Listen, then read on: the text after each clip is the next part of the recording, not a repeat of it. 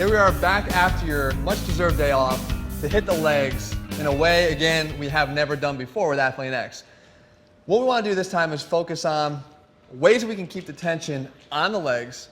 Again, as always, keep you on your feet as much as possible and tie in functional exercises. We want to be able to make sure that when you get out on the field, even if you're not an athlete, when you get out into your field of competition, whether that's even just negotiating a day at work, we want you to be as prepared as possible.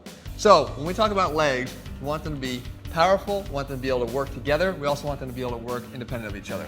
Let's start off with the first exercise for today's workout. We have the dumbbell creeping lunges. Go ahead and grab your dumbbells. If you can't perform this exercise with dumbbells, not a problem, start body weight. But again, you know we're doing straight sets here. 3 sets, he stays low. This is what we call it a creeping lunge. Okay, and he slides back, 2 steps forward, 2 steps back. Slide it forward, slide it forward, slide it back, slide it back. 10 of those. Everyone forward, everyone back is a rep. Good job. 3 sets. Rest time, as always here, 45 seconds. Now we want to move into another combo here. I'm sure you've done step-ups before. I'm sure you've done lunges before.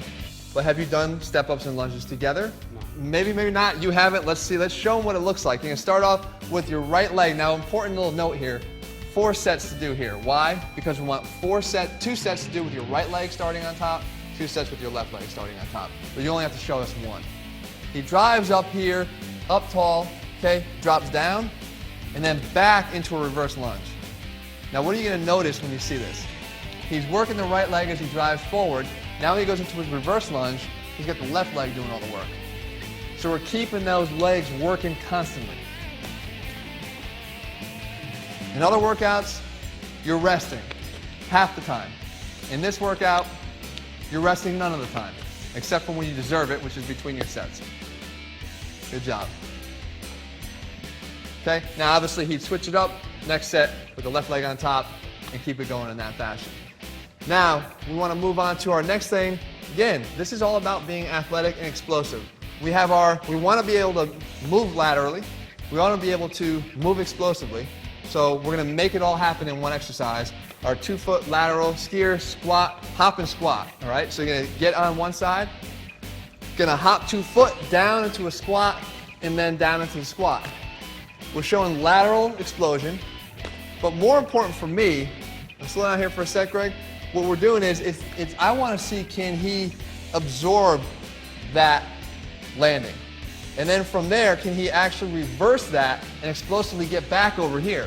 So it's about control, balance, and the transfer of power to be able to explode back up again. Control to explode, that's about being athletic. Let's see a couple more. Down, he lands, he softly absorbs it, and then he gets right out of it. Here, and then right out of it.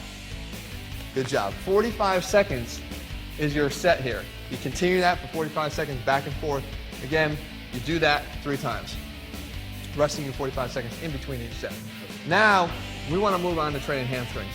And if there's one thing that bothers me more than any other, it's watching somebody in the gym lay down on a hamstring curl machine and just bang out hamstring curl after hamstring curl. There's no such thing as a real functional carryover when you're doing a hamstring curl. We want to make sure that you're doing exercises that eccentrically, control your hamstring as it's lengthening, and at the same time be able to reverse that direction again. So we're going to do that with a physio ball in a bench with a glute ham raise. So something to put underneath your knees, could be a pad, could be anything. We're just going to slide it over here. Anything you can anchor your feet under. Could be the edge of a bed if you're at home.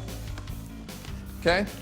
Now, from here, what we want to show is that at the top here, Greg's using his glutes. This is just a spotting technique. That's all this is for. I've literally seen guys do this exercise without a ball, go all the way down to the ground, control, and then pull themselves back up by pulling on their heels underneath the bench. With the ball, it allows you to spot yourself by going out, slow, okay? He's working his hamstrings here, here, here. When he gets to the point where he really can't control that anymore, now he pulls back to the top, but he's actually initiating that through the glutes first. So he goes back down again. Let's say that's his bottom position. He squeezes here, pulls it back, uses his hamstrings, ties that together. One more. Most hamstring injuries occur because you're asking the hamstrings to do the job that the glutes should be doing.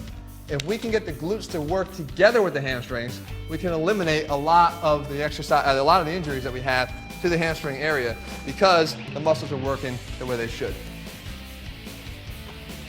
Finally, we call these slick floor leg extensions. We want to be able to get down on the ground, get up into a bridge, so it's a high bridge, be able to hold it, and then you're going to bring your feet a little bit more together. There you go. Right here we know that glutes, hamstrings are already firing. He's going to let his feet slide out together, tension, tension. Once he gets to that point, he's going to find it hard to control that, and he slides it back. The key here is never allow yourself to drop down into here. Once you establish this high bridge, you keep it there the whole time. Slides it out, slides it back. Rest for 1 second. Go ahead, let your hips down. If you want to try this a different way, you can do an alternating version of this. So it's probably a little bit less intense. Get yourself up, one leg comes out, drives it back, other leg comes out and drives it back. Again, you have to start here, start here. If you can do both of them together, aim for that. Good job. And there you have it. Guys, again, another quick workout, but again, unique, different. We're keeping that tension on the legs at all times, and we're doing it in an explosive, athletic manner. This is what Athlete X is all about. This is what Athlete Extreme is all about. We focus in tomorrow. We got 2 days left this week. We got to work on our shoulders in a very important, overlooked area, muscle group that people never train. We're going to make it a key component of tomorrow's workout. And then we're going to head right into our challenge here, the King Tut Challenge. As I said, I'll talk about it when we get there. It's a tough one. I know Greg's up for it. I know you are too. We'll see you then.